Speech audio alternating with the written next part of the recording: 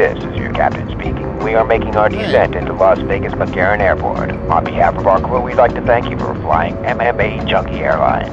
Now please fasten your seatbelts and put your tray tables in your upright position because the descent is gonna be a little bit bumpy. Alright, Junkie Nation, it's time to roll, baby, on MMAjunkie Radio with Gorgeous George and Goes. This is what we do and why we do it, baby. All night long, we rollin'!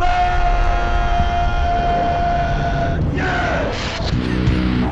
The MMAjunkie Radio revolution is upon us. Can you dig it? There's no escape. No escape. Old right now. Through the vast frontier of cyberspace and through a sea of stars in outer space. Scared us. We've solidified our combat communication stranglehold. We are controlling transmission. With the use of MMAjunkie Radio and SiriusXM satellite radio technology. MMAjunkie Radio. Commence transmission.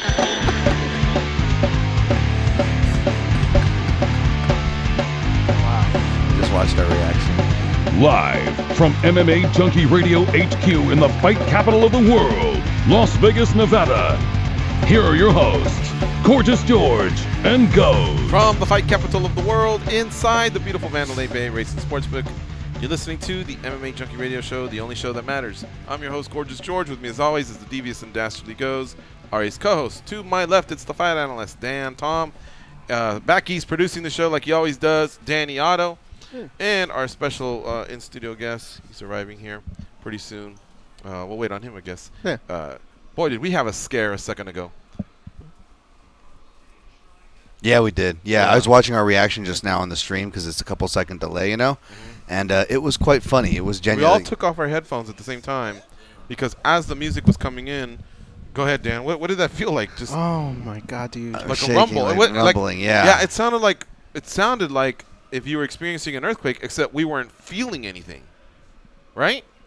I thought, it happened right when the thrusts happened in the intro. So that combined with that made it sound like the hotel was coming down or something. And there was some reverberation. These floors aren't friendly to carts, folks. So heavy carts lugging stuff, as you know, will happen in a casino, sound a lot louder. So like, what's going on is the walls coming down. And it was funny, our reactions, guys, I just watched it on the stream. Like, if we were a director filming a commercial, I would have been like, perfect take. Everybody can go home. We got it. Like, yeah, it was so good. Like, my body was really cold when we finally figured it out. That was scary, man. Yeah, it turned out to just be one of those push carts. Yeah. Yeah. Yeah.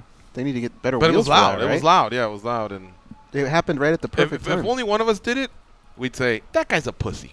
Mm-hmm. But all three of us did it, so therefore our street cred kind of remains up there. You know, we're from the mean streets of Santa Ana. So well, who's going to be that hardcore, though? No one's going to really question it. Coming down. But yeah, exactly. It made me think, what is going on? All right, cool. All right, so fun show today. We got Rick Glenn and Chris Gutierrez both in studio. Both of them are fighting in the UFC's Tough finale, the Tough 28 finale that takes place on Friday, headlined by yesterday's guest, Rafael Dos Anjos, as he takes on Kamaru Usman. Then we also got, today on the show, we have Sean O'Connell. Sorry, I almost said O'Malley. Sean O'Connell from the PFL, fellow colleague of ours on SiriusXM's Fight Nation Channel 93. He's in the light heavyweight final versus Vinny Magalhaes. So, you know, at the PFL, they call it the playoffs, and now they're in their Super Bowl, per se, or their finals, where the winner will get $1 million. Hey, consolation prize is not bad. 200 grand. Yeah. Yeah. So we'll talk to Real OC as well. So it should be a fun show. And, of course, we'd love to involve you. Call into the show, 866-522-2846. That's the number to call in. 866-522-2846. Call in. Let's chat some mixed martial arts. Lots going on. We're still reacting to Liddell versus Ortiz. Some news over the weekend was Israel Adesanya will be fighting Anderson Silva. Looks like Sage Northcutt is out of the UFC. So, seriously, we can go in many directions. The heavyweights made a comeback. Francis Ngannou, who looked like crap in his last fight against Derek Lewis, looked amazing, beating Curtis Blades, who had like a 4-fight win streak and title aspirations. So he's beaten him now for the second time. And then the Reem, of course, is back. He had lost to Blades and Ngannou back-to-back, so he needed a dub really, really bad, and he got it over Sergey Pavlovich in the co-main event out there in Beijing, China. So, again, lots to talk about. And, of course, it is the holidays, so, you know, if you're just in a cheerful mood and you want to share how your Thanksgiving weekend was, hey, no problem, man. You know, call in, do that. Football, we're right in the thick of it. Pro football, college football, we're nearing that bowl season. You know me, man, I've been pumping the high school football. I've been all about that as well. I could go on a rant, too, if you guys poke me. I seriously got some issues with USA Today Sports, by the way. I thought that was going to be a lock. That was weird. Well, I wanted to think about it because that's family, you know what I mean? But I have a disagreement with USA Today Sports in the way they regrouped and did the rankings for Week 16. It just makes no sense that Mater Dei High School, ranked number 2 in the nation, played the number 1 team in the nation. We beat the number 1 team in the nation. We did that twice this year. We did it to IMG Academy. We did it to St. John Bosco. IMG, by the way, is basically an all-star team. Right. Yeah, we dropped like from 30-year-olds on there. So not only did we not become number 1, we actually stayed behind the team we just beat. What the fuck did we plan for then? Beat us? Or beat you guys. And they beat you pretty bad. When they beat us, they did leap over us. So when we beat them, we should have leaped over them as well. And get this, the team that leaped over both of us, Allen, Texas. They're from Allen, Texas. Undefeated. Been ranked. I have no problems with that. They have not played top 25 opposition. Because I went every 16 weeks. All 16 weeks I checked. What did they do in week 15? What did they do in week 14? 13, 12, all the way down. Not one time did it say they beat the previous number 6. They beat the previous number 11. Nothing like that at all. So they've had a little bit of a cupcake schedule, right? Yeah. Mater Dei played 7 teams this year that were at one point ranked in the top 25. National. I'm not talking about county or state. I'm talking about national high school powerhouses. 7 teams that were ranked. Bishop Gorman, they played them when they were number 11. IMG, they played them when they were number 1. St. John Bosco, they played them when they were number 1. Centennial of Corona, they played them when they were number 7. And J. Sarah, I believe they played them when they were number 21. So 5 of them were ranked when Mater Dei played them. 2 at number 1, and they beat both of those number 1s. And 7 at one point were within those rankings. It's just that when Mater Dei played them, they weren't ranked. All right? I agree with you. I agree with what you're saying. But Allen, Texas played none of that. And then to top it off, we still got to play Concord de La Salle from Northern California, who's ranked number 6. And Allen, once again, does not have to play anyone that's ranked. I hear you. I feel you. And get there. I'm not done. All right. You poked the bear. Here's the other thing. In the criteria, it says we base our criteria on strength of schedule, scores, tradition, and I forget what the other one was. Strength of schedule and scores almost look like the same to me, unless they're talking about run it up, motherfuckers, win 80-0 or whatever. I don't know. But all I know is this. We did skunk some good teams. Bishop Gorman got skunked here in Las Vegas. 42-0 in they house, all right? Now I'm getting into gangster talk. When we beat them like that, IMG and Bosco, both number 1s, we barely beat them, but we beat them. We didn't lose to them. And everyone else got served up. Corona Centennial, we were up 28-0, and our offense hadn't even scored one time yet. Our defense took it to the yard. They intercepted and took it to the yard. We were up 28-0. After that, we just added a couple TDs, let them add a couple just to make it look good. We beat them by 4 TDs. That was the 7th-ranked team. So our scores are impressive. Our strength of schedule cannot be questioned, especially against Allen. And then the other one says tradition. I don't know what tradition has to do with it, but if you want to go tradition, Mater Dei's 3 times has won the USA Today Sports national number 1 football ranking. All right? We got 2 Heisman trophies. UCLA's only got 1. And UCLA's a college, and we're a high school. You know what I mean? So we got tradition. We got a lot of football players that play at high level. When the IMG team played Mater Dei, the announcer said, tonight there's 50 players that are headed to Division I ball. They got scholarships. And I think it was 25-25 on each side. Tradition. So trust me, Tradition. It's coming out of our ears. It's coming out of our ass. I don't know what Allen's got. But what they don't have is strength of schedule. They do have some scores, but how are you not going to pound a team if you're not playing ranked teams, right? Is it a shock when the Globetrotters beat the Washington Generals? No, they're supposed to pound them. I mean, I was I couldn't believe it. I had to rub my eyes like 3-4 times going, is this a fucking joke? Did Ghost set this up? Did Ghost call Chris Perone, the leader of USA Today Sports, and go, let's play one on George? I've done something like that before. Because that just made no sense. So fired up. So I actually wrote Chris a long email. I go, please go over there and shake some people up. This just makes no sense. And I'm not coming from oh, he went to Modern Day, you know, he's just being emotional. No, man, I've done rankings for the last 5 years. I grew up in the era when it was AP versus UPI. I grew up when all of a sudden USA Today got involved, and we called it, I think, the Sears Trophy. It was like nice and diamond-shaped or whatever, or it was made out of crystal. And then we went through the BCS era. I did that one, man. And then, of course, now we got the whole thing where we have a playoff. I've done that one. High school football, I've seen it, man, from the very beginning. Max Preps has us as #1. There's another one called NAFS or something like that. They got us at #1. USA Today didn't get it right, man. That it just makes no sense. George is getting upset. Where's that drop? So I got to imagine Rick is texting saying, hey, am I at the right show or what's going on? We're talking high school football. He's very animated right now. Look, I hear you. Your argument is fantastic. It's almost flawless. The only thing I'll say is you guys put yourself in the situation by losing 2 games.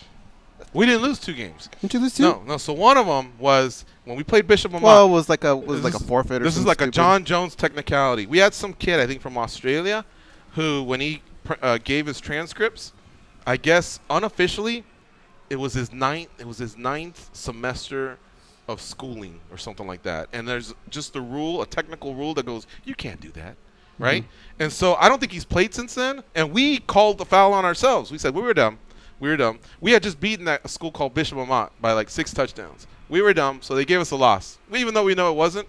But all right, and that kid, I don't think either didn't play, or if he did, he didn't play much. It didn't affect the game, but whatever. So that's why we've been chilling there. We made it to #1 with that one dumb loss when we beat IMG.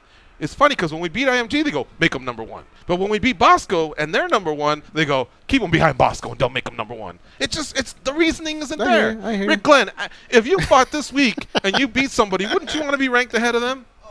Right? Yeah. What's the point of playing then?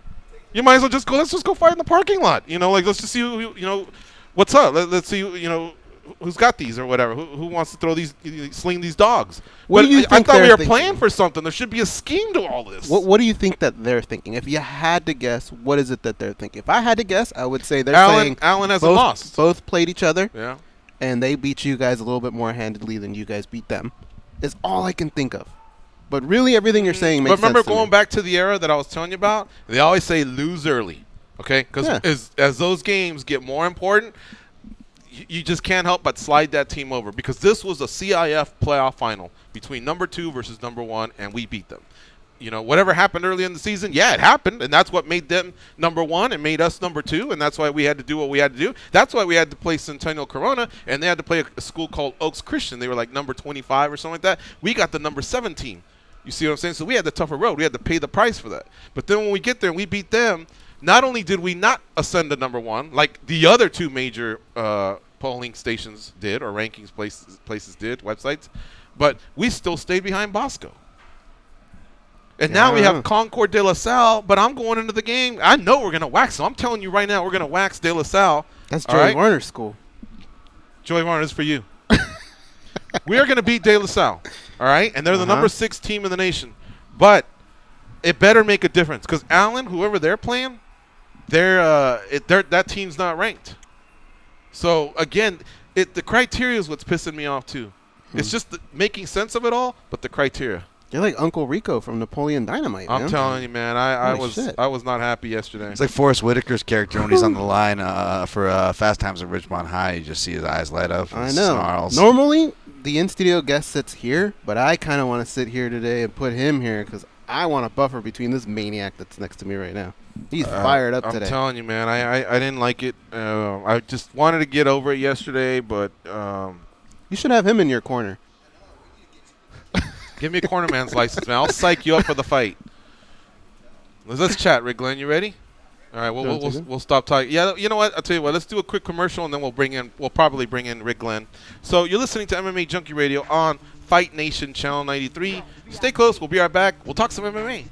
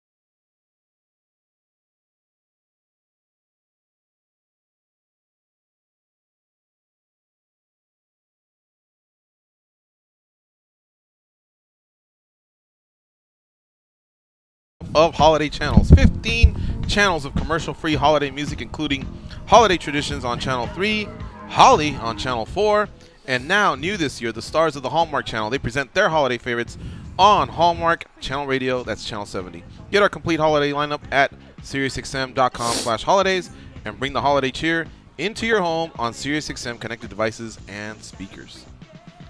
Too many words of holiday there, man. You don't like that? Look, get in the spirit of the holidays. That's 1. Okay. Full holiday, 2. Free holiday, 3. Holiday Traditions, 4. Holly, let's just throw that in. That's 5. Hallmark, I'm counting that too. 6. Holiday Favorites, 7. Hallmark, 8. Holiday Lineup, 9. Wow. Holidays, 10. Holiday Cheer, 11. Yeah, that's a lot of holidays. That is a lot. Yeah. That would get on my tits too. Yep. All right. So, sorry about the high school football rant, everybody. Apologies. Let's talk some mixed martial arts. We got Rick Glenn in here, in studio, and he's going to be facing Arnold Allen on Friday for the Tough 28 finale. Welcome, Rick. Welcome back. Oh, yeah. This is our new studio. We've seen you years ago in the old studio, but it's great to have you here, especially on Fight Week. Thanks for sharing that time with us. Yeah, it's been a while. It's much bigger. Looks awesome. Yeah. Wanted to ask you, just because it's kind of like low-hanging fruit question, but how's your weight? Because usually when we get turned down for someone to appear here on Fight Week, they always say, "Oh yeah, I'm cutting weight," which means I'm sweating this one, right? But you come in here and you're very comfortable. You know that you considered having a coffee, so Yeah. everything's all right. Yeah, it's good. I had a coffee on the way over here. I ate breakfast. I usually eat 3 meals, a couple snacks. I brought all my food prep stuff for the week. So you're on point then. Oh yeah, I know where I'm at. I don't even have to. Really, I don't even have to check it until the day before weigh-ins. Now I got my stuff dialed in. I know my body. What do you mean you don't have to check it? You don't just step on the scale No, just out of curiosity? I do, of course, but I know what my weight's going to be usually. Really? And I can guesstimate where I'm at. Damn. Compared to how much bones I can feel closer to the weigh-ins. Right. Okay. But yeah, I got it dialed in. This is going to be my 45th fight, my 45th total fight, amateur, pro included. What's that due to? Just the program that you have in terms of being so confident of where you know where you're at? Is it the food prep, your discipline, a little bit of everything? Like, I've never heard of anything like that. I mean, there's people that weigh in 3-4 times a day. Yeah, I think it's just the balance of everything, the years of doing it. Like, at the level that we're at now, like in fighting the UFC, we should have that stuff dialed in. This is the highest level, in our sport. So, I like what he said there. What's that? It can't be more professional than what you said, and that makes complete sense, right? At this level, you just cannot afford to do that. The only thing that I think about is, like, sometimes fighters will share on the show that just your body changes, right, as you get older. George and I, he's close to his 50s. I'm just turned 40. Certain things that we used to do, we can't do no more. You never worry about that one little that moment when it switches a little bit. Yeah, I mean, there's things like that, but you just got to work around it. And I mean, even now at my age, I really got to make sure I warm up, and the mobility stuff really helps. Things like that compared to my early 20s or even sooner. Is the whole okay? Is the whole if you guys want, if you guys want a trick on how to fool people, now I don't know if this works on everyone, but he caught me.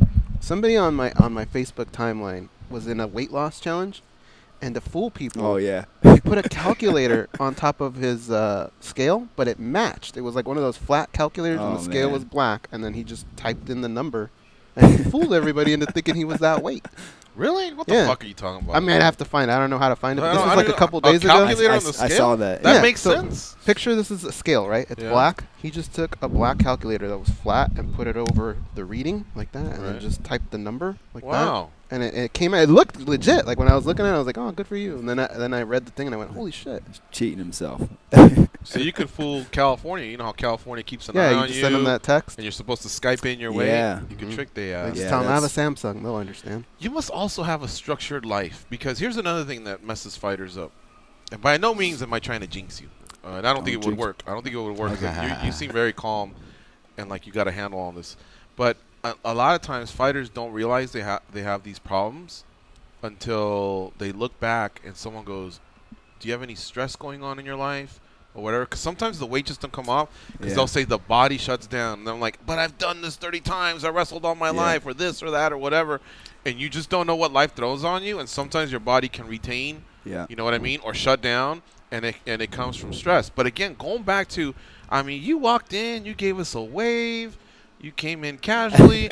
You thought about that second coffee. You just told us about the eggs and spinach. Like, not even a care in the world. I'm here. You're enjoying a relaxed life, man. dude. I'm enjoying life. I'm out here in Vegas. You know, I'm from Iowa, so like I've came a long ways out in Cali, training with Alpha Male, just loving life, doing fighting full time finally. And the last time I met you guys, I was still working full time doing some carpet cleaning shit. You know, late at night, cleaning restaurants and stuff. So if you were his opponent and you saw what the last 30 minutes were like for him, I'd that be would like, fuck with you, right? yeah, that would You'd be scare like, me. what is going on? I feel like shit. He's over there laughing and doing this and that. That would really mess with you. You should have Instagram live that whole thing, dude. I guarantee you he would have been tripping. I did a little post out here, but You know, I think it's because something he said earlier. He said because of my age. I'm like, Rick Glenn's not that old. I know he's an experienced fighter, but he's not that old. No. I was like 29. I'm like, his opponent's a year older than him. But I think you know, we alluded to, you know, we've talked carpentry and stories and falling off roofs on the show with Rick. And I think Rick, correct me if I'm wrong. You're a guy who's seen more than a normal 29-year-old. Obviously, UFC fighter alone, but even aside from that, oh yeah. I mean, so that's awesome, man. Yeah. By the way, another southpaw used to clean carpets at night, and wasn't a good fighter, but he's a podcaster. Adam Carolla. He used to clean carpets at restaurants, and it was a job he always references back to when he thinks about how far he's got. It's kind of cool to have those points, so that's awesome, man. I can smell a dirty kitchen as soon as I go in a restaurant. Really? So if I smell a dirty kitchen or dirty mop water or something, I usually don't eat there. Don't say that. Really? Yeah. The other day, where the fuck Just was does the I? math, huh? Oh, I don't want to say it loud, but I was somewhere yesterday where there was a funky smell. Don't say Chipotle. Don't say Chipotle. No, Don't it say wasn't. It wasn't. and I thought of it for a second, and then but it was such a big place that I walked kind of through it and walked past it. But there was a smell, and it made me think, like, what could that have been? You know? That musky, dirty Like mop moldy water. It's like my childhood, man. I grew up eating Chinatown, man. man. What did I do? Remember that time you told me, but you told me after the meal that you saw the cook pick his nose? I was like, why didn't you tell me that shit. before? I didn't say all that. Wow, but you're going to make me think about this. And then, get this. I went to, about a week and a half ago, I went to get some breakfast burritos at Super A in Tustin. Mm-hmm. And as I was sitting there, I noticed their licenses were tucked back. And all this Gordon Ramsay stuff just, you know, had me thinking. I had time to spare while they were making it. And I was looking at it, but it was tough to look at. And I was rubbernecking, and I was like, what year is that? You know? I couldn't see the grade. But I was observing the bar area, and it could look better. Damn. The food was good, but it could look better. It could present itself better. But it's funny how those shows have, like, rubbed off on me as a consumer. Mm-hmm. Yeah. But I really was curious about that license and why it was tucked back there, and it was so hard to look at. And man, I've seen a C before, and I've eaten there. Really? Only because it was one of my favorite restaurants, and I just figured they had a bad day. But I'll still eat. If it's your favorite restaurant, and for some reason it says C, will you still eat? Well, you'd have to tell me what C means. Nah, because you know they do A, B, C. Right. A, of course, is good, and I Yeah. imagine B is good. Still passing. Or does B C's mean we found a roach? Or I think B is like, hey, you're not supposed to leave that milk there on the counter or something like maybe I'll like still that. eat there. What's C mean? Yeah, have you C's got to translated? be like, they're doing this as they're doing. We They're found a stomping. roach? Yeah, Oh. right. Oh man. There's I gonna be mean, roaches though. I think probably every place there's gonna be a roach. There's got to be, right? Yeah. But where they say there's one, there's plenty. I think just there don't- should you be haven't seen 'em. there should be C with a little note that says we're either closer to C plus or C minus. Something Yeah. that would be enough to sway me. Would you eat at your favorite restaurant if it had a C? For years, it's been your favorite spot. Yeah.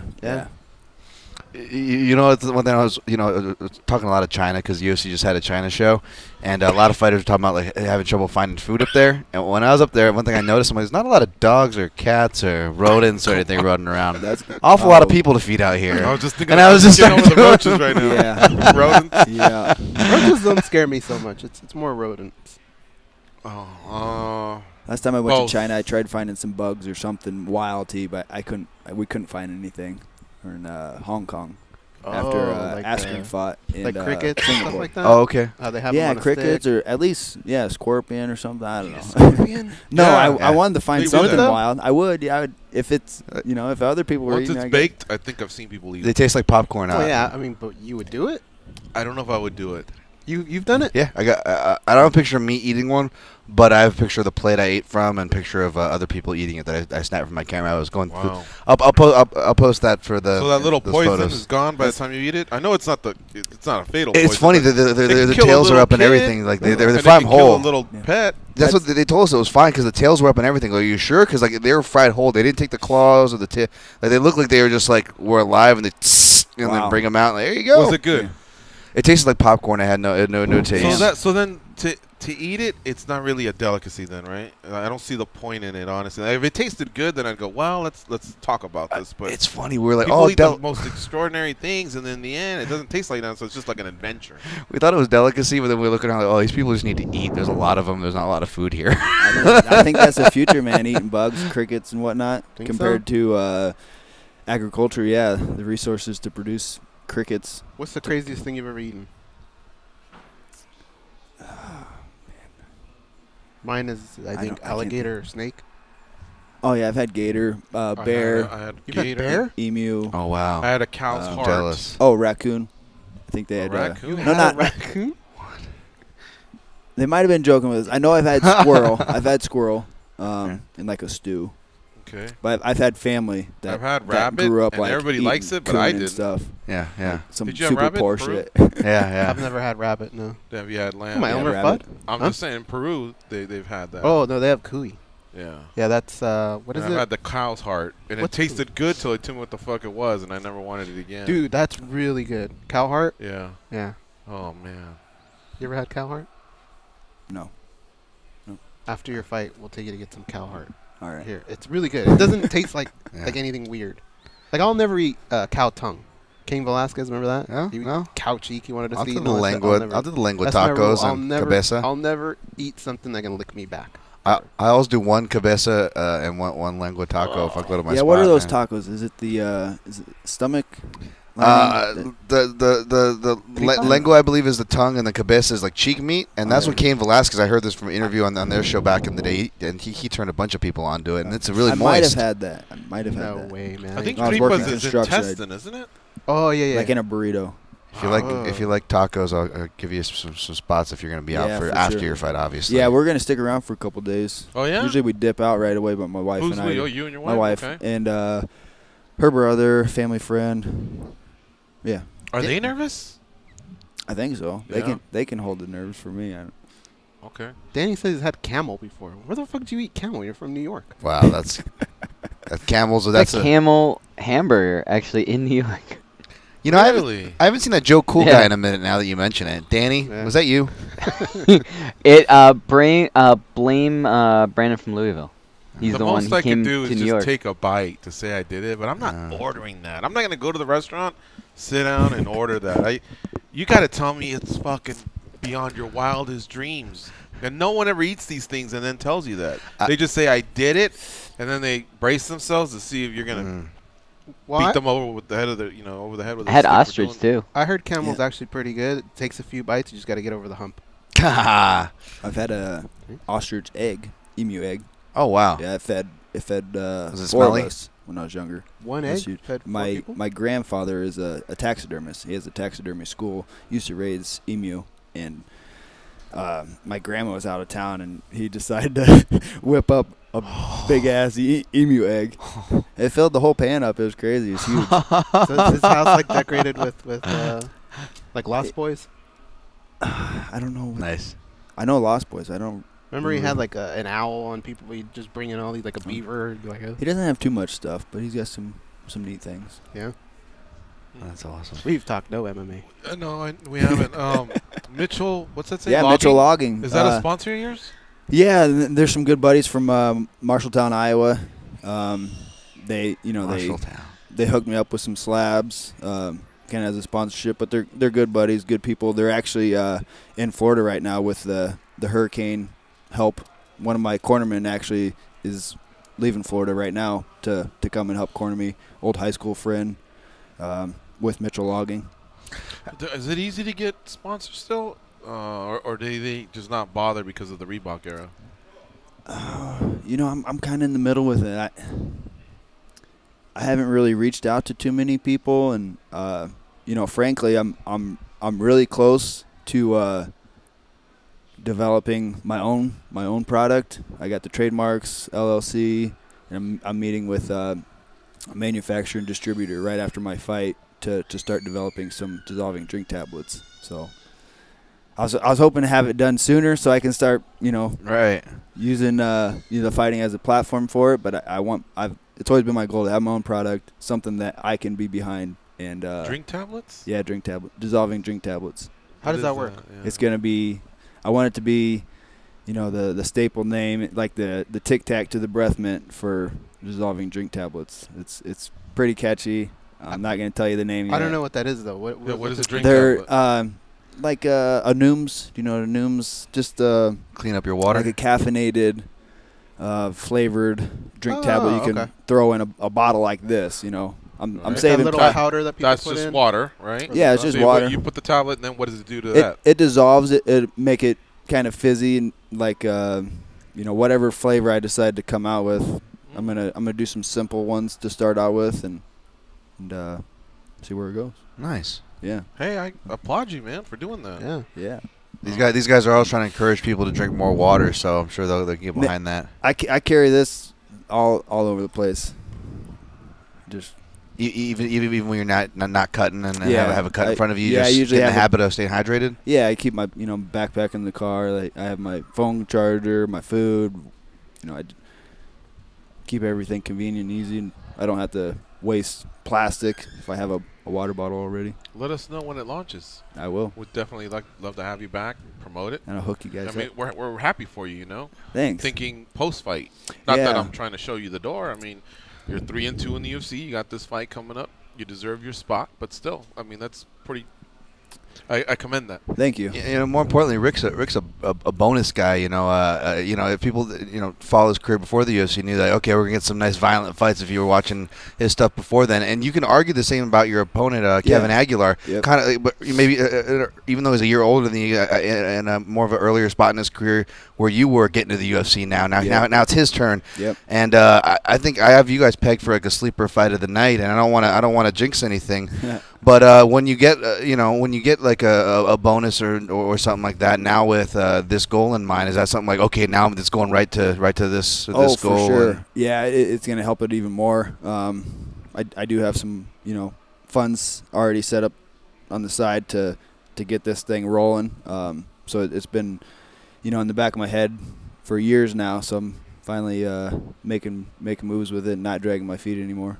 Hey, speaking of bonuses, can you help us clear? We were having a discussion just yesterday, us three. Yeah. We were having an argument about what makes a performance of the night bonus and what makes a fight of the night bonus. We're talking about, if a guy gets, is it the level of competition he gets it over, main card, versus main card more love? What do you think? Kind of. It usually is like main card that are getting the bonus.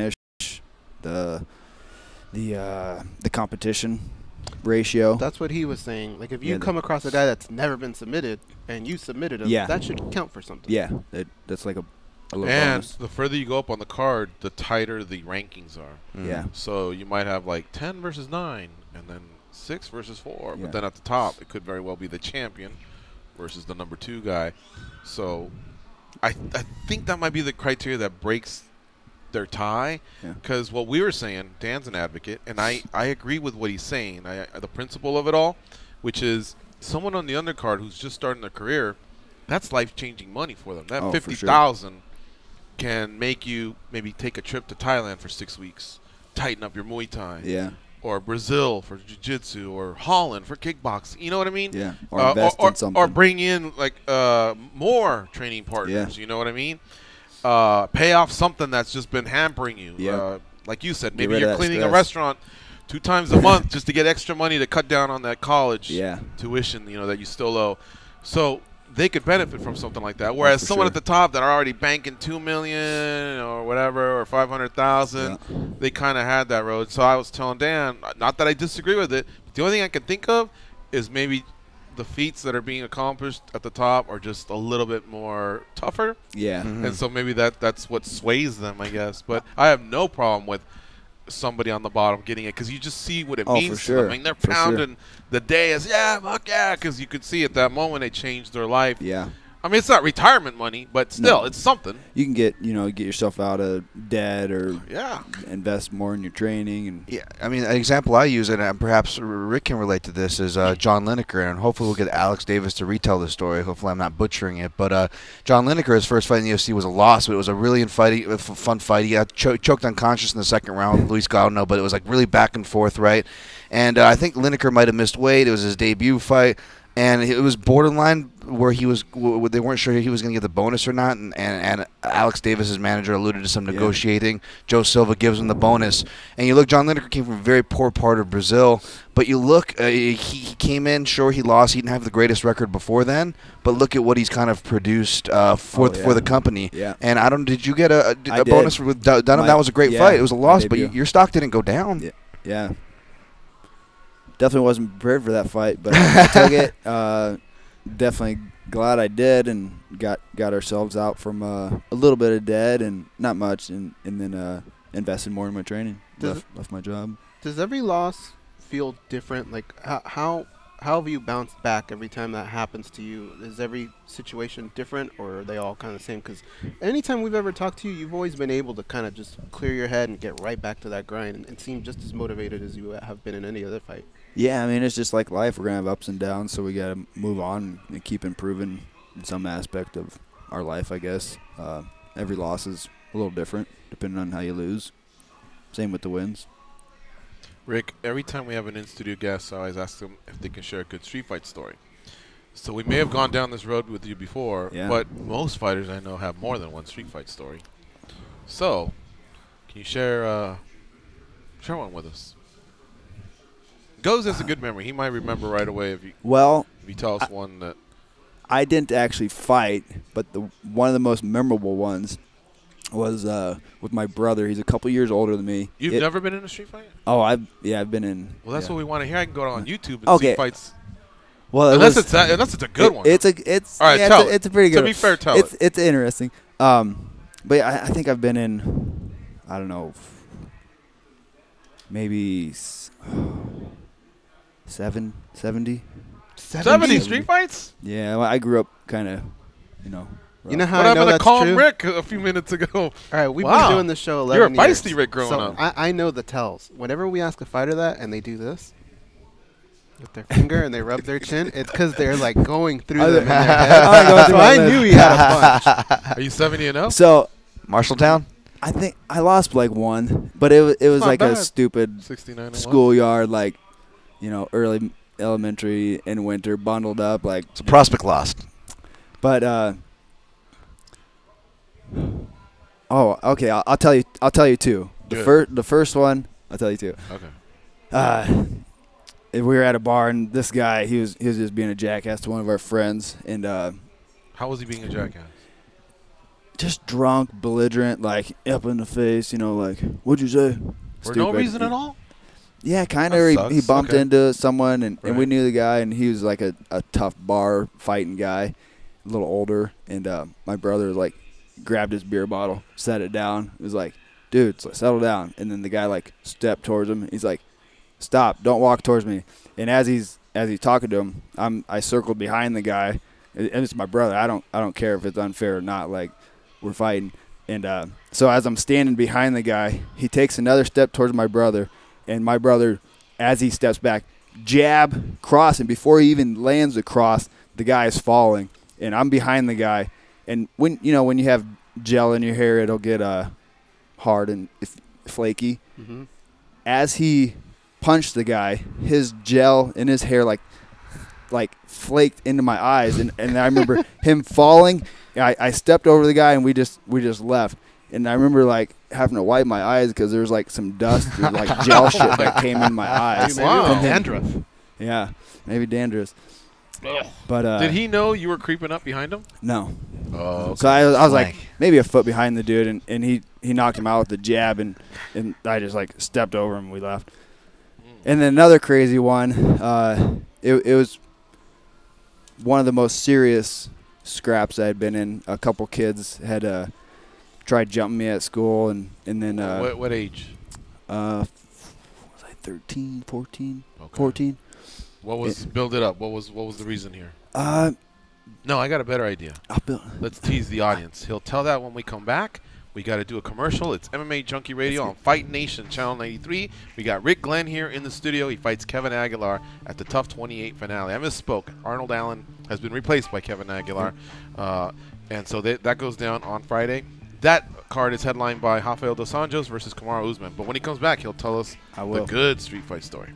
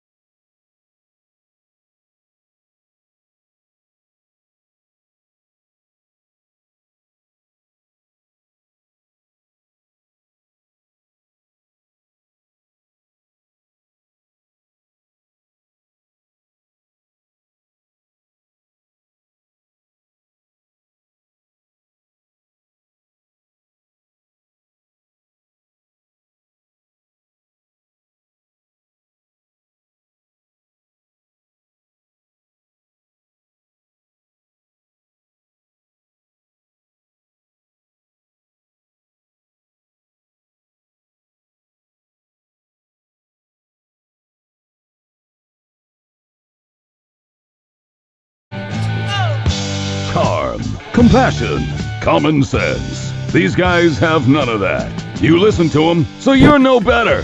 I am awesome, though. They are Gorgeous George and Goes.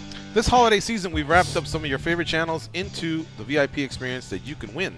Experience the joy and choose from one of the 6 VIP experiences that you can win, like NASCAR Radio's VIP trip to Daytona 500. 6 grand prizes will be awarded. For official rules and to enter, go to SiriusXM.com/VIP. Do that before December 14th. No additional purchase necessary to enter or to win. We have Rick Glenn here in studio. He's fighting on Friday at the Tough 28 finale versus Kevin Aguilar. And we went to commercial just to build up the suspense because he's going to tell us a great street fight story. Continue, Rick Glenn. Yeah, I think we left off on... Oh, yeah, you're like a freshman in high school or something like that? Yeah, freshman. So build up to this. Some kids were kind of not the build along. up to this, we weren't getting along. Some kid called a girl, not a girlfriend of mine, but a friend, a bitch, and it's like weeks before that, and you know, I had told him like, the only bitch here is you. Don't call her bitch, this and that, like sticking up for her. And so these kids tried to jump me. You were trying to get with the girl? Is that why you were like kind of a superhero? Or it's actually slick move, Rick Glenn. I like it. It's actually Colton Smith's wife. The fighter? Megan Smith. Yeah, okay. Colton Smith. So we're actually like distant family, relatives somehow, Colton and I. But yeah, his wife, I was sticking up for her. Right. So these kids, you know, they wouldn't leave it alone. And later on in school, they tried to jump me. You know, we scrap a little bit. Nothing really happens. And then I leave after being held in the office, like in school suspension. And I'm like, hey, you know, I'm cold. I need to go get my coat. I get my coat in my locker. I leave. I walk home. And my brother was still in town visiting from Marshalltown. And this was in a different town at the time. So, and my brother's just a nasty, like super nasty street fighter. He'll stomp on your face as soon as they go down. Like he'll stomp on them. And so we go to the school. We're at the bike rack, like waiting for a couple kids, or you know, if we could see any of them. And we see one of the guys, and you know, I point at him, and the dude's like, "Oh, you know what's up, bitch? You want some more?" And then my brother just like runs at the dude right away, like pushes him, and he like flies a few feet and then slides. And as he's getting up, he just like lights him up with a 50 piece. And somehow the guy gets up. And he's grabbing him by his hair, like uppercut, knee, and the guy is screaming like, help, ah! And then one of his friends or cousin, I think it was, came over, and we started fighting. I knock him down, and then I get up, and my brother's like, yo, come over here. And as we go over there, like, yeah, I'm not proud of this, okay? Like, I don't fight like this anymore, but we're kids. And I run over and just boom, soccer kick right in the face, and he's like going down, and then I get back on the other dude, and we went through court and this stuff, so I can say it, but allegedly my brother hit this dude and the other guy with a padlock and a sock, allegedly, and he's hardcore. So they got really, really fucked up, and they're like screaming like, help, oh my gosh. And then as they're like dropped and other people run over, like we just take off. And then, you know, we went through, you know, the court process and had to go through a bunch of like intense, man. Assault with a deadly weapon type charges and stupid shit like that. You know, they didn't get hurt too bad, but they're like, as soon as they got up, I saw them, and it was just like Frankenstein face, like bumps everywhere. It sucked. I was just telling the guys, I saw a street fight on YouTube.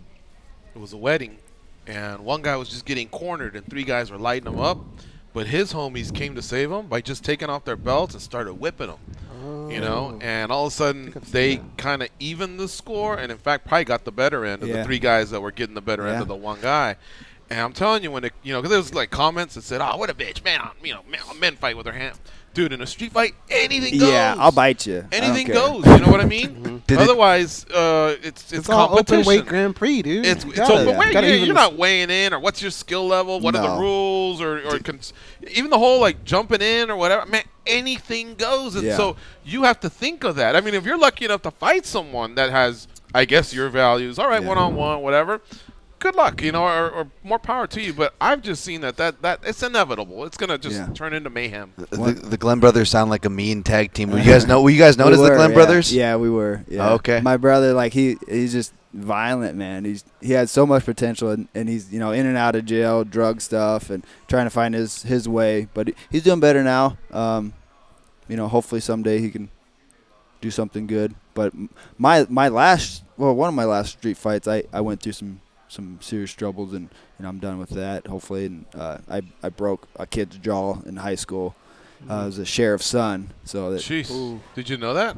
No. I went up to help some friends, and you know, they ended up telling on me, and you know, I beat a couple guys up for him, and then I was the one that kind of took the rap. What turned things around for you? You know, fighting, martial arts, and just being in the gym more, and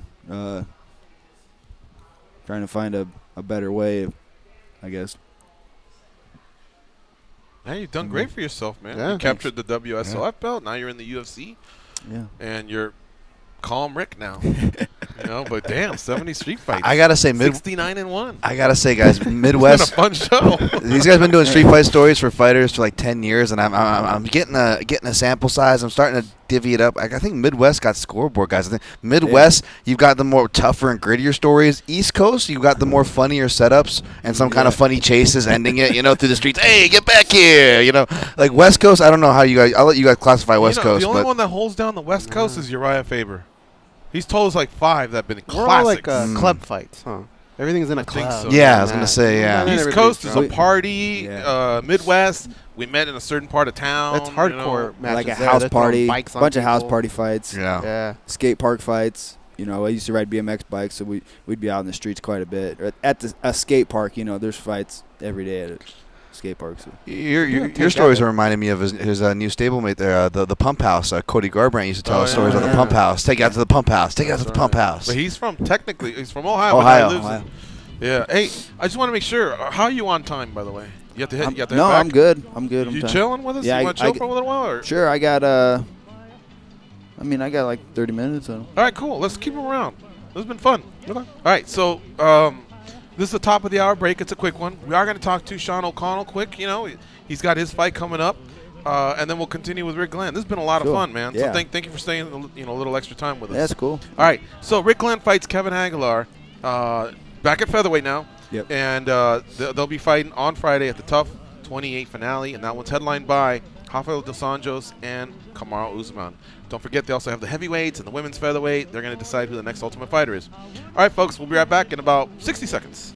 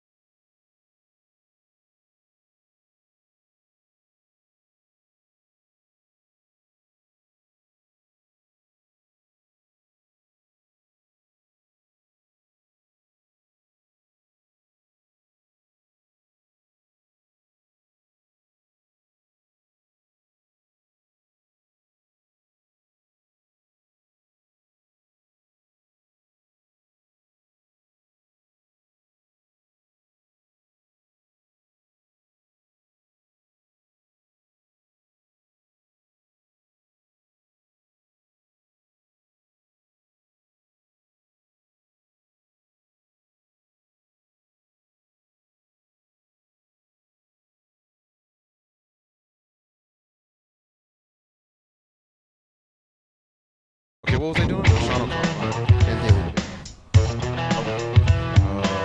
Danny Elkers. How long are you guys usually here for? So, man. Get in here early. Yeah, about an hour before.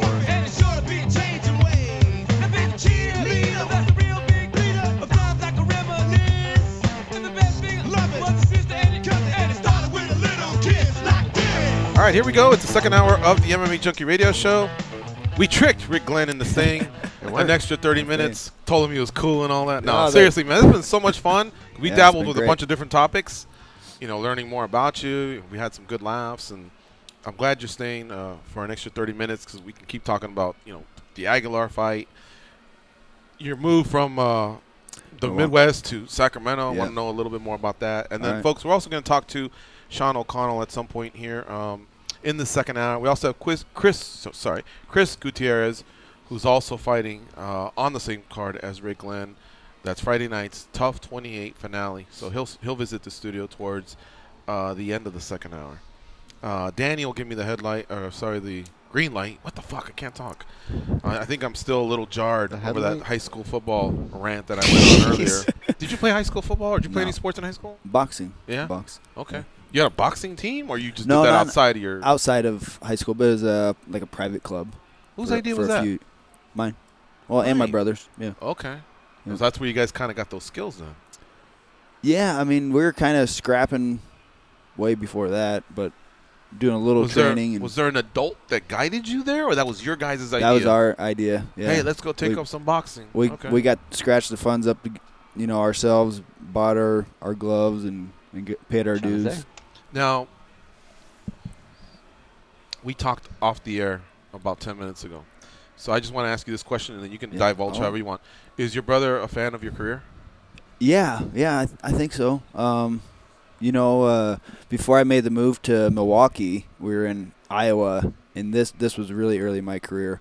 I was kind of cornered by him and my dad, and I was doing roofing construction with my father's company at the time, and they're kind of like, what are you doing? Why don't you stop this fighting stuff and start making a real living? And it's like, wow, like that was like a stab in the heart. But I told him I'm going to go after it. Like, I'd rather fail at something I want to do than fail at something I don't want to do. Like, so I'm glad I stuck it out. And this was back in 2011, maybe a little sooner. Have you revisited that talk? And are they more supportive now? Oh, they're way more supportive. My father passed 3 years ago. Thanks. Okay. But my brother, yeah, he's cool. Definitely supportive and yeah. Extended family, proud of what you've done, or do you get kind of like a hard time over like the fact that a lot of people just still think it's violent, it's for savages, it's they're proud at the success I've had and making a living doing it, but they don't want to see me get hurt, right. So which is that's cool. What about kids you grew up with, your schoolmates or whatever? Are they like, yeah, we kind of figured, do you keep in touch with them or? Yeah, well, one of my cornermen actually is a high school friend, and we lost touch for, I don't know, it was like almost 10 years, and actually he's cornered me. He wrestled. We went to Iceland together for a week, like a couple months ago. To train or vacation? Vacation, hike, Like it? out. It's pretty chill. Oh, it was awesome. It's one of the most beautiful places I've ever been. There's more waterfalls there than you can imagine. It's crazy. And are you just hiking on sheets of ice, or there's actual land there? Oh yeah, there's land. It's kind of funny that the Vikings way back in the day to trick people they named Iceland and Greenland, but it's actually like reverse. There's more ice in Greenland and more. You knew that, Dan? Yeah. I didn't know that. Yeah, it's really beautiful. Wow, and you'd recommend it if someone's gonna take a vacation, go to Iceland. Our cousin Richard just went to Iceland. Yeah, I heard it's awesome. The flight there from Chicago is $200. Really, $200? Yeah. Wow. Yeah. I wonder why this is a little untapped secret there. Yeah. I paid $220 to go to California once. I'm in Vegas. What the fuck is it $200 to get to Iceland? I don't know, man. All right. So let's do this real fast. We're gonna talk to Sean O'Connell, real OC, fellow Sirius XM host like us. And this dude, man, I'm telling you, he had the funnest ride out of everybody over at the PFL. So PFL, they had their regular season and then their playoffs. I happened to be at the playoffs when Sean won. It was fucking nuts. Those, first of all, he's got a great contingent, and his fights were awesome. And they were come from behind type fights. You know what I mean? Maybe not the second one because they just went out there and threw down, but the first one for sure. And so it was cool to see, first of all, the 10-8 come into play, in a fight. And then to just see someone dig deep, dude, and pull that out is like when you witness it as a fan or as a media member, it's really special. Like, I remember Vinny, he had some great wins, and I remember Sean, and then the other ones are a little bit more fuzzy, but this one was something else. And now Sean faces Vinny in the finals of PFL 11 on 12/31. End of the year. He's on the hotline right now. What's up, Sean? How you doing? How you guys doing? Good, man. Welcome back to MMA Junkie Radio. You're on with George, Goes, and Dan, and we also have Rick Glenn as well here with us, UFC featherweight.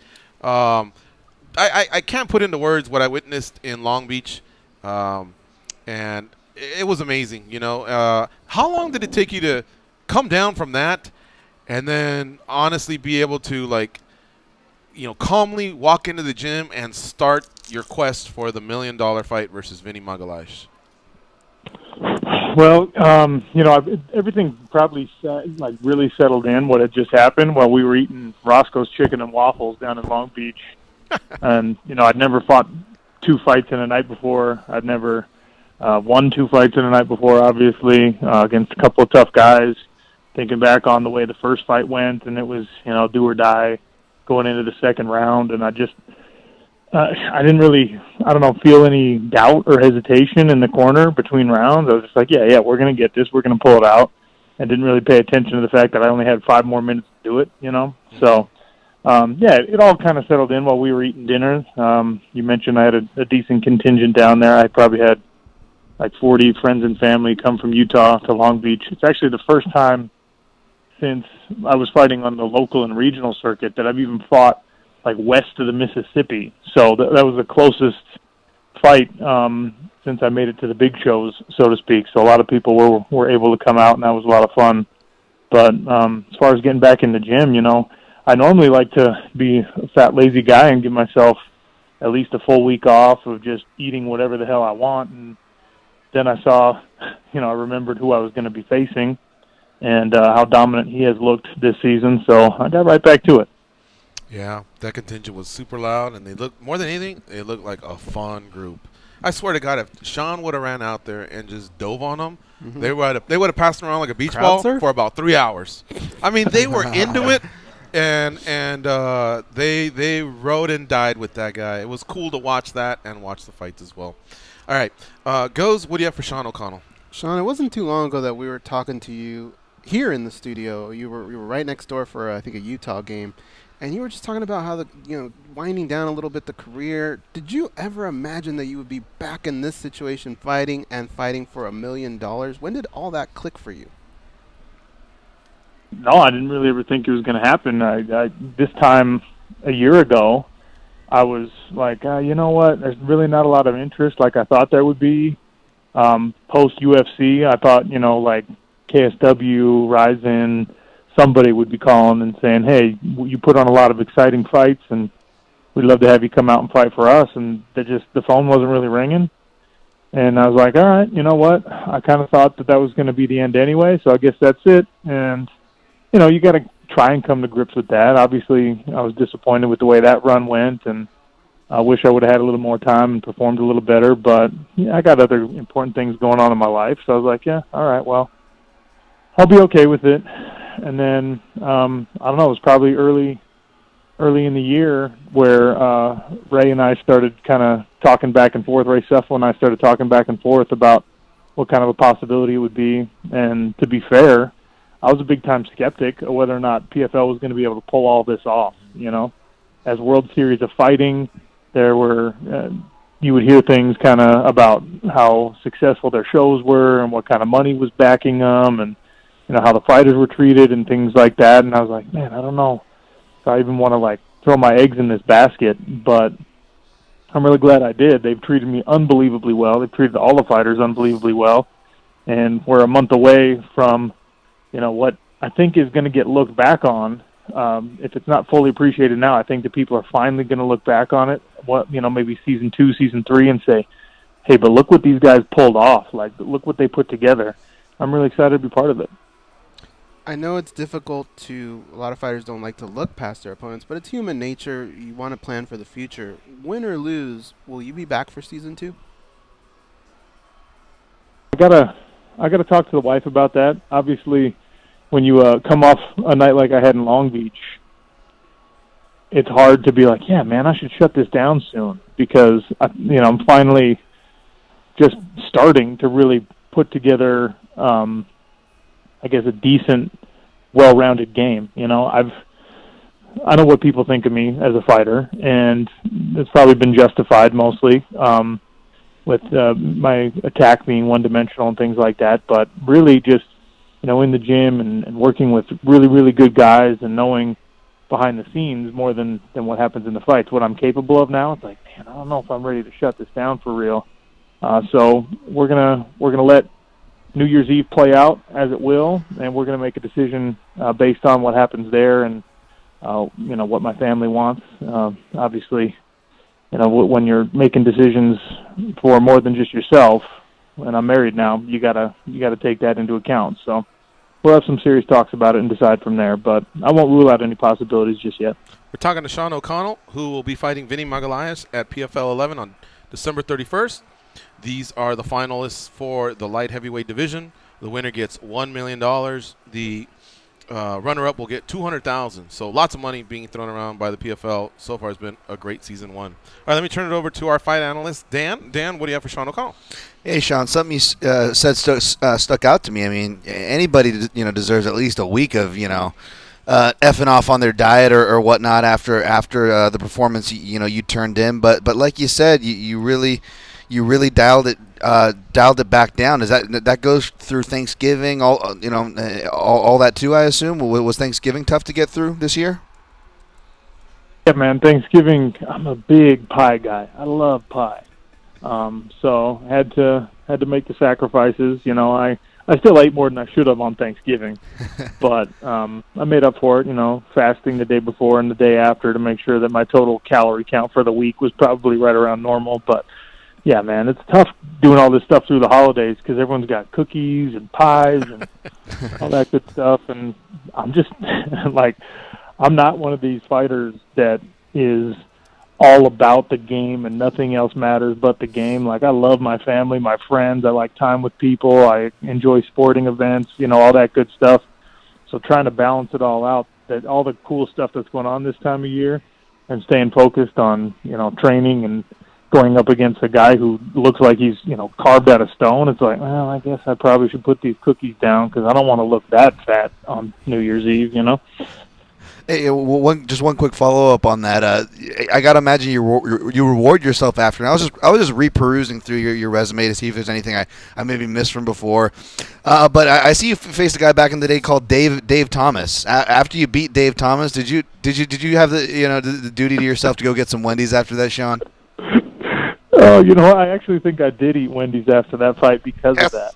Yeah, that was my fifth fight or something. Yeah, UCE. Dave Thomas.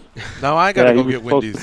Me too. And we're poor Rick Glenn. He fights on Friday. We're killing him over here. We said pies, cookies, Wendy's. Sorry about that, Rick. Hey, and Rick probably cuts weight for real. He's not like me who is a chubby and walks around close to his fight weight. He probably cuts weight for real. Yeah, it's interesting sometimes, but I eat pie. I'm having a mocha frappuccino. My wife makes healthy dessert stuff that I don't feel as guilty eating when I'm coming close to cutting weight. Yeah. If you fight Dave Thomas, eat whatever I want. Extra street cred if you get a single or a double on him, right? Nice, good stuff. All right, hey, I want to close with this, Sean. I gotta remove the foot from my mouth, eat crow, whatever you want to call it.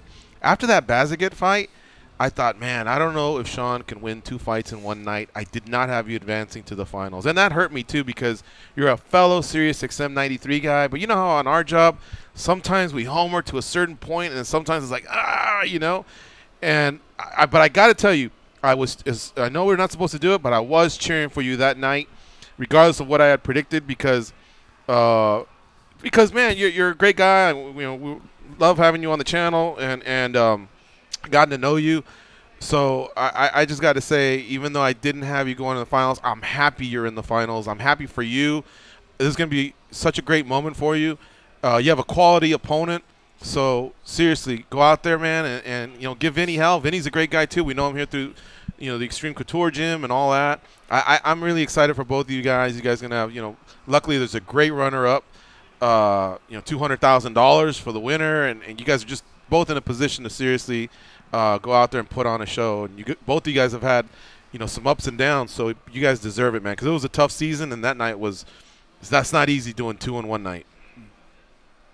It was a lot of fun, and don't feel bad, all right? I know that I don't think anybody outside of my own gym, myself, and my family had me going to the finals, I don't care if other people believe in me or not. We're going to get this done, so don't feel bad about it. But yeah, big credit to Vinny for the successful season he's had, and a huge credit. Please, people, start paying attention to what the PFL is doing, the opportunities that they're giving fighters like myself, like Vinny, like Ray Cooper, like everyone else who made it to the finals.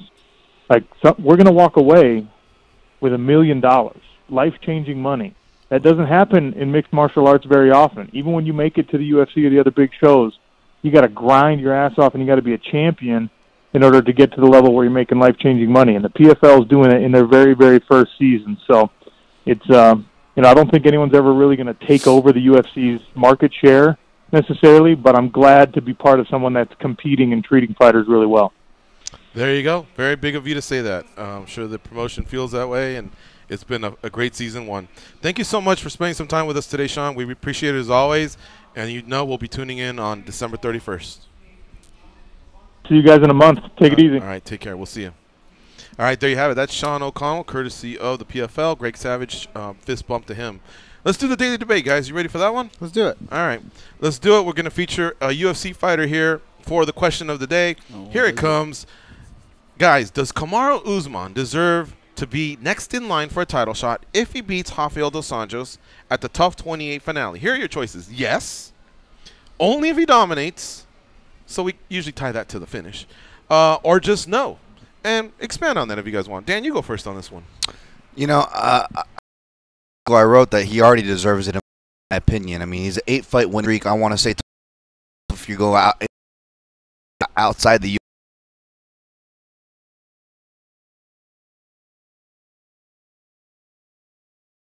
way it is amongst many in the UFC, of course. So I say he already deserves it, but I'll actually vote for with a dominant finish because I feel like that's what they're kind of waiting on. The one criticism I guess you could lob toward Kamaru Usman's way. A lot of decisions. We've seen the UFC do that before. We've seen guys amass big winning streaks, but they wait for them to have that showcase finish. Right. I think that's what they're waiting for here. All right, so let me go from there. Yeah, same thing. I would go under only if he dominates. And by that, I'm really focusing more on the finish. Here's why.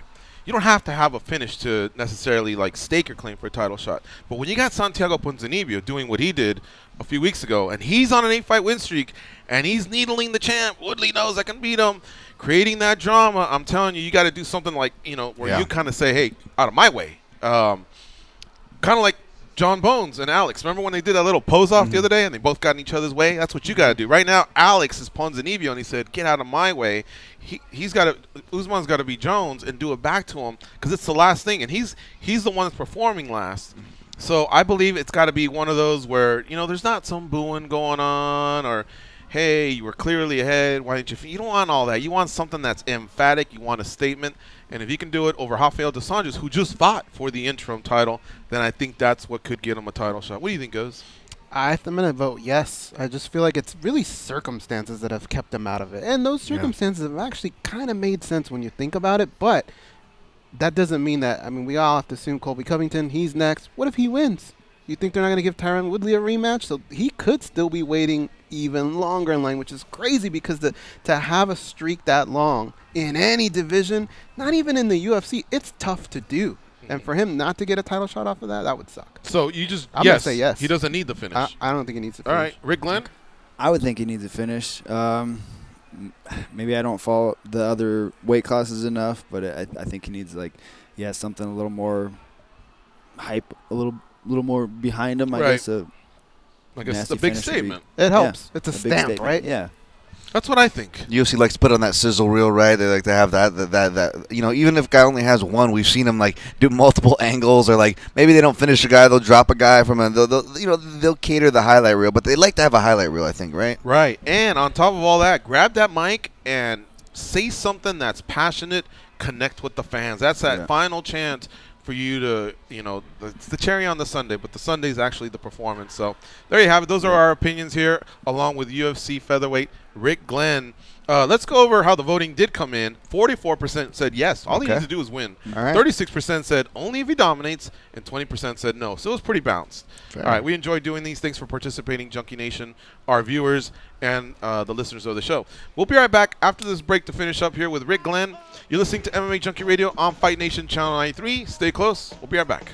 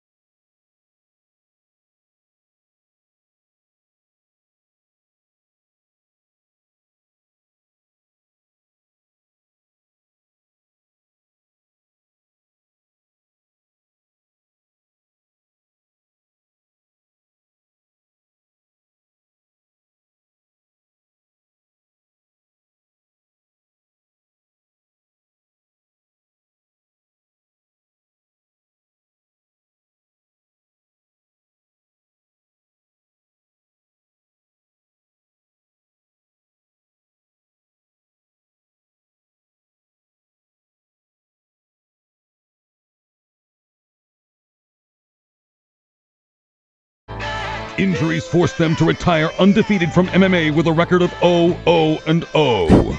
They are Gorgeous George and Goes. And this is MMA Junkie Radio.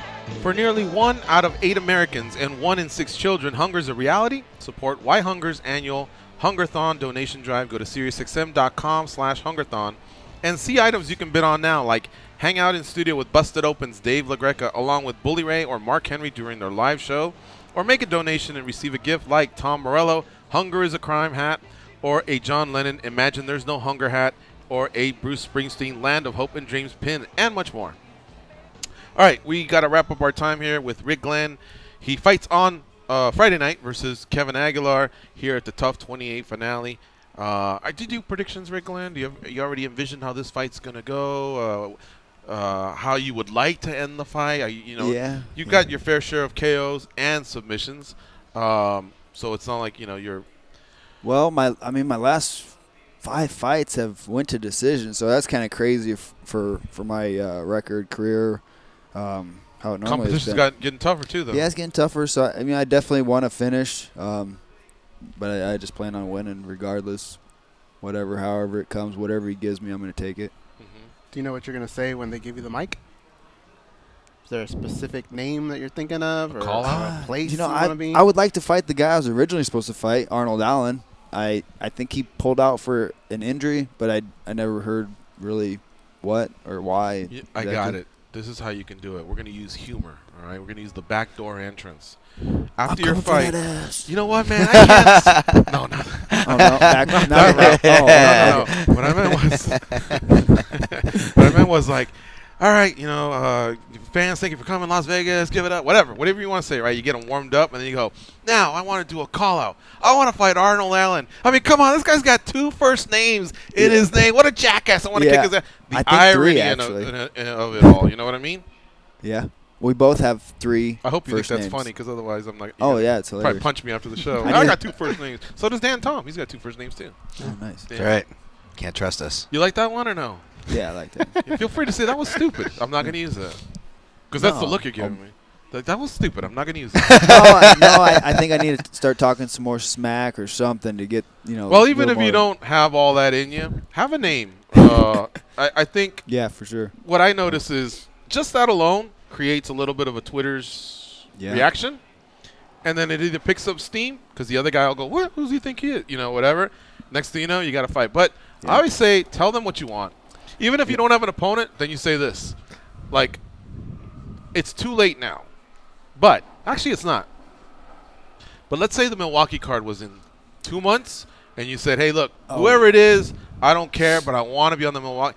Just give them something to work with. Now, the reason I said there's a chance is, what if you just first punch, he's out? Maybe you could do it if you'd want to do it, but you know what I mean. I was asking for Michael Johnson after my last fight in Milwaukee. I was hoping to get on the Milwaukee card. Yeah. But I'd like to fight, Alan Arnold, the guy I was supposed to fight originally, or Michael Johnson. It'd be nice to get that one back for Feely. I thought he had won that fight. And he's a name, of course. So he is a name. Yeah. Yeah. You know what it comes down to? You said you're a fan of The Walking Dead? Yeah. You know when the episode ends and they go, next week, and you get all pumped up and you watch them little thing? That's basically what your fight is, right? It's you saying, next week on the Rick Glenn Show, people get fired up. Come watch me beat that ass. Yeah, there you go. Rick, is there an official reason, I really don't know, why you moved from Milwaukee to the West Coast? Yeah, there's a handful. Growing up, I always kind of envisioned living in Cali. Yeah. Nice warm weather. No, there's nothing against the gyms you were at or whatever. You're just looking for a fresh look? No, yeah, fresh look. Team Alpha Male, obviously, they're awesome. Uriah Faber's awesome. They're stacked with a lot of lower weight class people, that's for sure. One of the main reasons I have a lot more training partners my weight to train with and grow, push with, whatever, that are at the highest level. So a lot of Asian fighters too, right? Coming over. Yeah, we got a lot of Asian fighters coming over. Some Russian guys. There's how deep's the team? Like 50, 60 deep, or? Yeah, probably 50. We got a lot of visiting fighters from overseas, and It's huge. We got a huge fitness side. There's an outdoor boxing ring area. The martial arts side is huge. And then the coaches we have on hand is amazing. There's a therapist that I work with, Russ, at Chem PT. He's a genius when it comes to the nervous system and certain movements and functional movement exercises. Really? Oh yeah, he's helped not only the gym, but this guy he's helped kind of revitalize my career, my body, and going out to Alpha Male, I feel refreshed. I know a guy that specializes in the nervous system too, but I haven't heard that from many other fighters as well. But I've been fascinated with his work. He's actually worked. He's been open about this. He's worked with Pacquiao and Floyd. Okay. He's worked with MMA fighters. So a lot has to do with recovery, but a lot has to do with just getting you firing off. If your nervous system is firing, then obviously your muscles are gonna be firing, which means you're putting it on somebody. Yeah. But I don't know if that's more of what you're talking about or not. But yeah, there's a lot of different kettlebell exercises we do. I always think of On It. I see the sticker over there, but On It's huge with the kettlebells, functional movement, evolving. Just functional movement stuff is huge for our sport. Well, thank you for stopping by on Fight Week. It's been a blast having you, folks. Okay. Give him a follow on Twitter at Gladiator Glenn. Thanks for the stories. And Instagram. I do more Instagram, so check me out. Gladiator MMA. Gladiator MMA on Instagram, Gladiator Glenn for Twitter. The stories were awesome. And then please, whenever you get your business going, whether it's by phone or in studio, let us know. We'd love to help you promote that because that's very commendable what you're doing. Cool. And good luck against Kevin Aguilar. Thank you. Cannot wait for these fights. It's always great for us when they're in town. So I'm holding my excitement back for Friday. There you go. All right, folks. So we're gonna take another break. That way we can do a picture and we'll set Rick off on his way. It's MMA Junkie Radio on Fight Nation Channel 93. Don't forget we have one more guest. He's gonna visit the studio. His name is Chris Gutierrez. He fights Ronnie Barcelos, also on the same card. Tough 28 finale. She said, no, I'm not. No.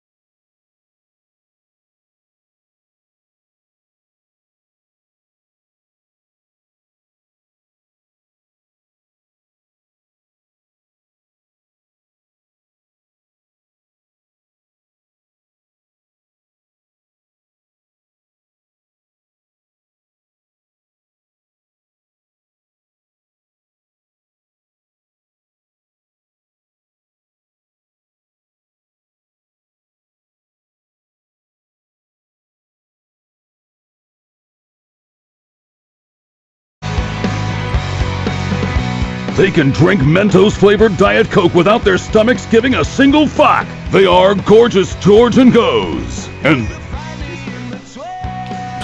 Get in the spirit of the holidays with SiriusXM full lineup of holiday channels, 15 channels of commercial-free music, holiday music, and that includes holiday traditions. That's Channel 3, Holly on Channel 4, and new this year, the stars of the Hallmark Channel. They present their holiday favorites on Hallmark Channel Radio, Channel 70.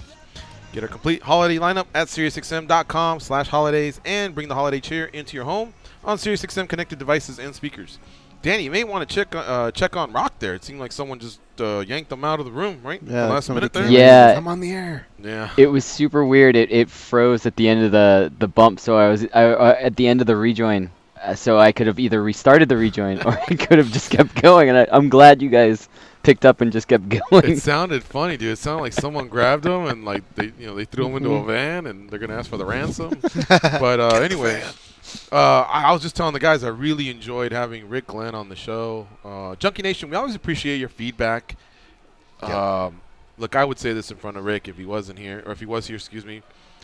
As much fun as it is to have, for example, the headliners or the world champs or whatever. God, there are times where we get caught up in not realizing that there's just really, really some fantastic people with some great stories that are sometimes just buried on the prelim. So that was a good pull by Goes. Well, to bring in Rick. Sean, too. Like, think about Rick where was Sean really, was a really year cool. ago. Sean had a great interview, too. He kept it so real. Dan, did you notice? Rick, similar to you, you both did you do roofing or was it construction? Construction, or some yeah, roofing? yeah. And then extreme sports, except I remember you were more of a skateboarder, and I think he was a BMX guy. Yeah, I think I remember the BMX. There. Yeah. That was pretty interesting. The Miller brothers did roofing too, right? They did. They were carpenters, I think. More carpenters. Or I don't know. I thought didn't one of them shoot the other guy in the hand? Yeah, in a roofing thing, or with the nail gun. It's called. That sounds familiar. No, Adam Sandler. I was a construction worker with a nail gun. No, actually, oh jeez.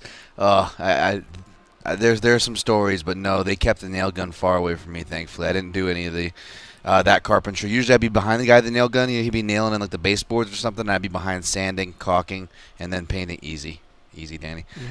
And painting afterwards. How many years did you do that? Shoots, like probably about 2006 or 2004, and then a little bit, and then was like a laborer in Vegas. Work my about 100 degrees on the roofs. It was brutal, and I would mainly work indoors. I started in an interior crew, so pumping insulation on walls, and that stuff was just super bad for you. And I was like, okay, I need to get out of this. So I learned how to do taping. And I couldn't texture walls, but I could patch walls and then smooth it out, and then the texture would come in. And then eventually I got graduated to a paint crew, and then I would paint the wall afterwards. But because I was an English speaker, I got promoted to like a site supervisor pretty quick. He's like, oh, well, and I was a pretty shit construction worker, if we're being honest. It's like, oh, we can use this guy better. So I had to go, they had me eventually supervising crews.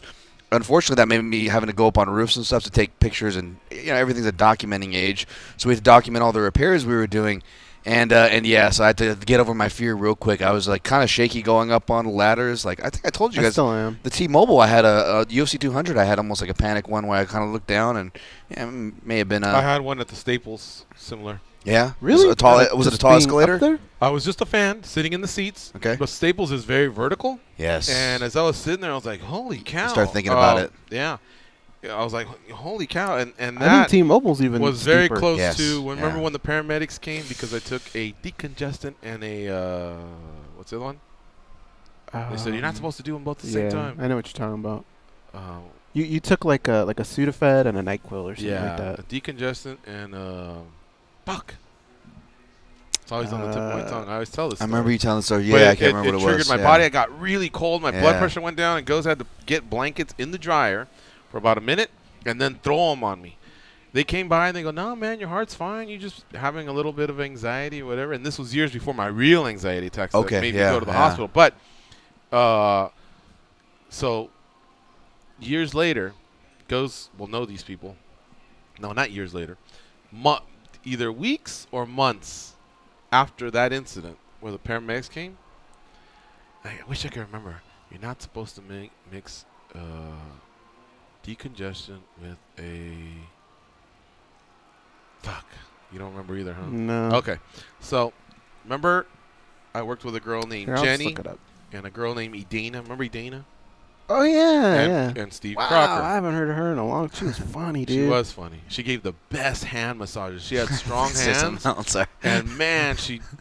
Except one day, I guess I pushed it too much, and she goes, I'm tired of giving you hand massages. I used to do it almost every day after lunch.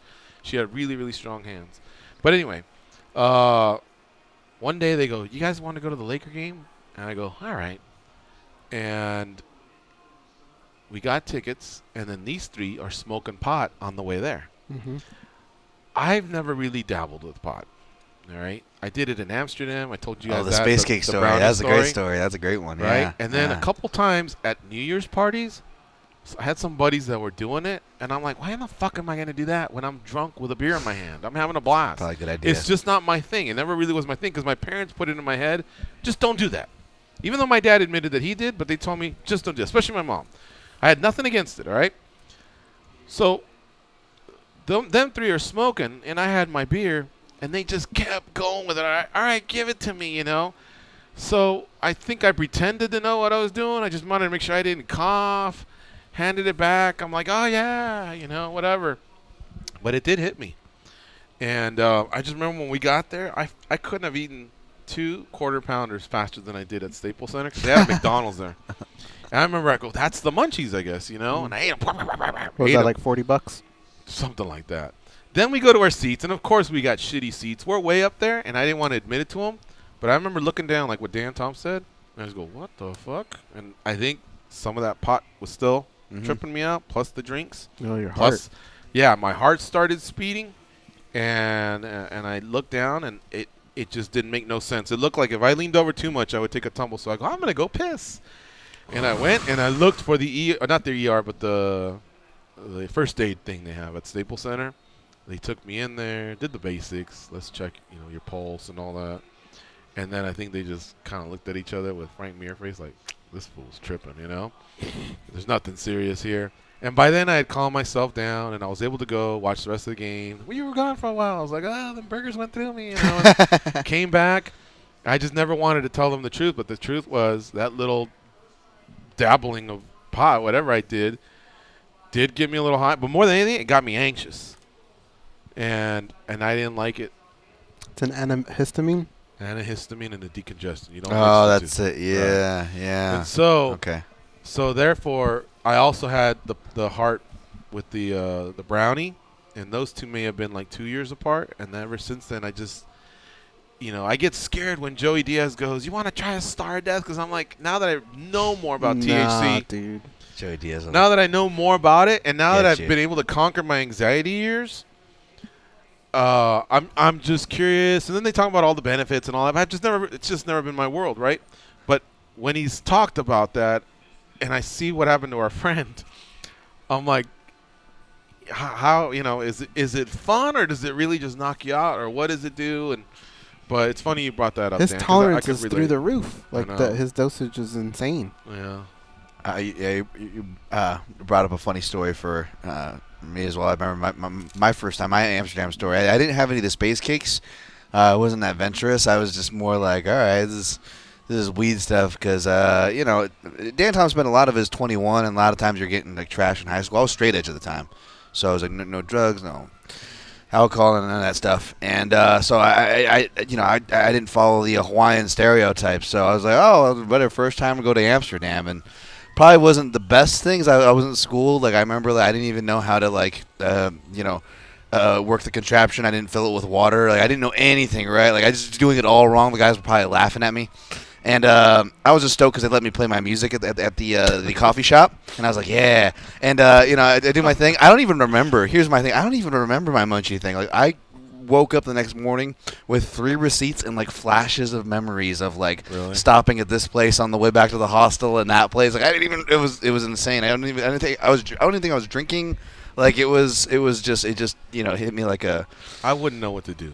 I'll tell you a story here. Amsterdam was fun. I kind of want to go back there. They probably gave me the was strongest stuff too. This was my first time. Like, here. You just reminded me of something. When we were in Sacramento or San Jose, I can't remember. These guys are open about it. I was with Northern Lights, his brother, Kendra, a few other junkies, Hal. And they wanted a pre-party, right? So I'm like, yeah, well, just give me a beer, you know? But, yeah, the same thing. They had that whole – it looks like a chemistry set, you know? And then there's a certain amount of water in a bag. And, I mean, they got this whole thing down to like a science of what you want, what type of high you want and all that. But literally, if they were to hand that to me, I don't know what – I wouldn't know what to do. For $1 million, I wouldn't know what to do. Like, where to start, where you light it. I wouldn't even know what you're handing. Are you handing me a crack pipe? What the fuck? You know? But you could tell they had fun and loosened them up, and that was just their thing. And again, 20 years ago, I probably would have been like, that's not my type of people. But now I know more about it, so I have no problem with it. So I'm late to that party. I'll tell you that much. You know. Do you remember who it was the other day? Like 2 days ago, you and I were talking, and it was either a football player or someone. I go, wasn't his scandal like? It was a scandal at the time. It was just marijuana, but now it's like nobody would even bat an eye. Oh, it's Randy Moss. Randy Moss. I thought you were going to say his big thing where people were like, oh my God, he smokes pot. Right. Yeah. Now it's no big deal. Now it's like, yeah, especially with USADA for MMA fighters. That's why I couldn't believe that Cynthia Calvillo got caught, because like her tolerance must be high, because she said she stopped a week in advance. Remember, the Diaz brothers had to stop 3 or 4 weeks in advance. But in reality, with USADA, I guess if you're just someone who lightly dabbles, you should be okay within 2 days. You can smoke all the pot you want throughout your training camp. USADA doesn't care about that. Before USADA, you did have to start, depending on your, you know, what your body can hold on to, or however it flushes it out. You had to kind of pace that out. But I know the Diaz brothers always looked for about 2 to 3 weeks, and they would add a week. But that's why Nick would be tripping by the time fight week came, because he hadn't had his THC, and that's just too long for him to go, you know. And so that's why occasionally I guess it was just a slip-up. Yeah, it's why we're so used to reading USADA reports. I recently read a recreational drug test positive report because I was going back through Dave Rickles fights, and I was like, why did this kid overturn with Melvin Gillard? Because I miss a lot of Bellator fights I haven't been following until this last year, so I'm having to catch up on a lot of these. And for Melvin's, I forget, it just said something like I forget what word they used, but they literally like busted out the parentheses, and they were like a non-competitive substance was flagged for, but they didn't like specify what it was. I was assuming it was something recreational, like something weed or something else. But gateway, nothing serious, not the what's it called, Class A type of hard drug. Yeah, I mean, it was just kind of interesting how it's like the different languages, although they're not really too different of outcomes of what end up happening when you test positive. Rickles, he's not on the Italy one, right? He's in the States. Yeah, he's in the Thackerville giant dinosaur, right? But by the way, I feel bad. I'm pretty sure I gave him an honorable mention for top 5 walkouts because I saw the dinosaur stuff. But I recently the one where he did it was that song whoa whoa whoa whoa whoa whoa, and he's like paused. Like, they did the mannequin challenge. They had like the whole crowd do the mannequin. Yeah. Like that was that was good. They even had the crowd do it, and which wasn't like planned. They played along with it. I don't know if they did like a PA announcement on the off time, but yeah, go back and watch that one. I did too. Yeah. I did. I actually went Bumba. Did you? Okay. Yeah, it's a dangerous pick, but well, that scares me because you know the fight's better than me. That's for sure. We don't know a lot about Bumba. We haven't seen him in a year, but he's training with Perillo. He's out in the States. Okay. He's looks like he's doing the right things, and he looks more natural, athletic 170er. But it's a close fight, and I can't say I wouldn't be rooting for Dave K-Man Rickles to go out there and win. And by the way, speaking of pot, what happened to Dan from Oregon? He was on hold. He's gone, right, Danny? Yeah, he said in the YouTube chat, he said he'll try it another day. Oh, then he go home. All right. Look, today we weren't able to get Chris Gutierrez. He canceled at the last minute. So we'll see if we can reroute him to later in the week. As you know, he fights on Friday versus Hani Barcelos.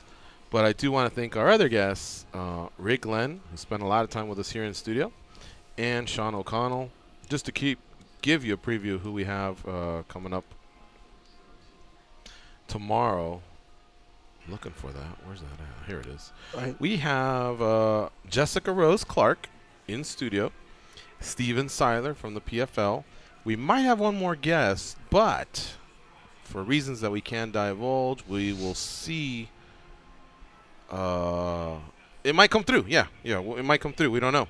So I don't want to promote it unless we know what happens. We had that little run 2-3 weeks ago where just people were no-showing and we were rescheduling. So this is someone on top of the person that I know about? No, your person. Oh, okay. Yeah. So it's 3.